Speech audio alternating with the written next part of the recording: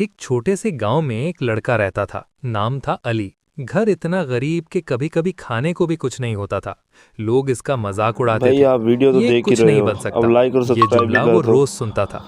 अली के पास ना पैसे थे, ना सहूलतें, लेकिन उसके पास एक चीज थी, बड़ा ख्वाब। वो हर रात आसमान को देखकर कहता, एक दिन मैं अपनी जिंदगी बदलूंगा। जादू कब हुआ? एक दिन अली को एक पुरानी किताब मिली। उसमें लिखा था, असल जादू किसी चीज में नहीं, असल जादू तुम्हारे अंदर है, मेहनत, सब्र और यकीन। ये पढ़कर अली को झटका लगा। उसे समझ आया कि कोई जादू नहीं आएगा, खुद को बदलना पड़ेगा।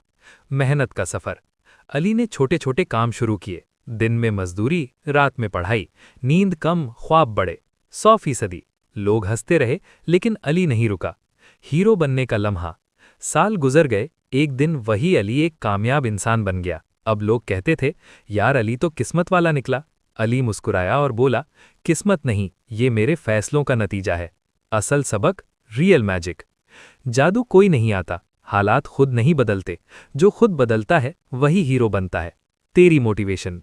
यार याद रख, आज तो जीरो है, कोई मसला नहीं, बस हार ना मान। रोज थोड़ा सा बेहतर बन। 100%। एक दिन लोग तुझे देखकर कहेंगे, यही बंदा पहले कुछ भी नहीं था।